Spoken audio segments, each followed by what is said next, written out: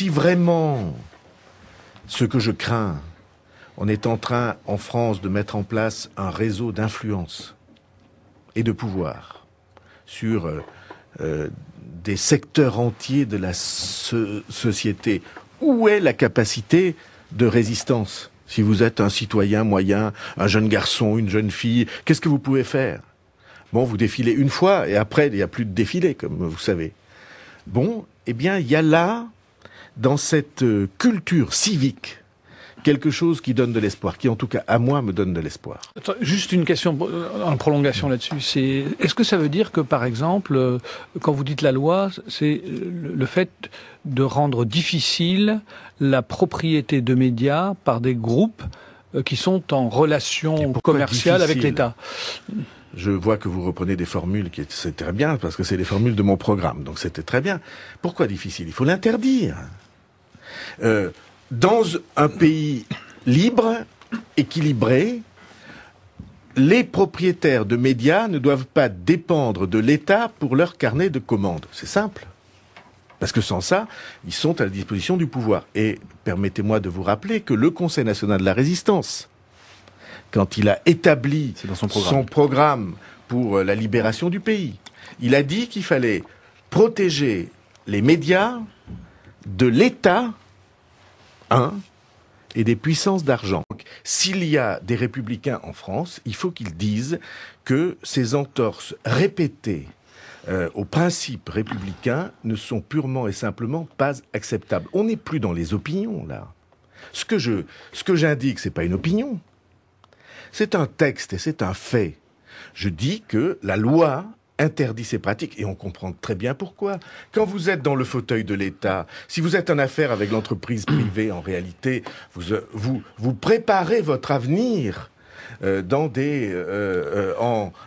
mettant en place des affaires ou des organisations d'affaires. Ceci est puni par la loi depuis 1993.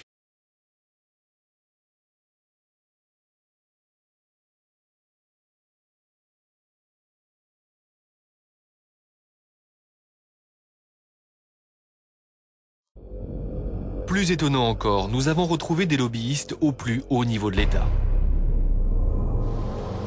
Au cours de notre enquête, nous nous sommes intéressés à un cabinet particulièrement performant. À 2 pas de l'Arc de Triomphe, ses bureaux sont situés au dernier étage de cet immeuble haussmannien. Le nom de l'agence? Domaine Public. Nous nous sommes procuré la plaquette de ce cabinet de lobbying. On y trouve toutes sortes de clients, et notamment l'industrie du jeu, la sécurité, le tabac, ou encore les vins et spiritueux. Domaine Public, c'est en fait un nom commercial qui regroupe 2 sociétés de lobbying. L'une d'elles est particulièrement florissante, Pic Conseil. En 1 an, son chiffre d'affaires a progressé de plus de 50%. Une réussite exceptionnelle qui fait des jaloux dans le secteur. Parmi les associés de cette société, 2 hommes ont attiré notre attention. Stéphane Desnoyers, mais aussi Frédéric Lefebvre. Tous 2 ont un point en commun, ils travaillent au ministère de l'Intérieur.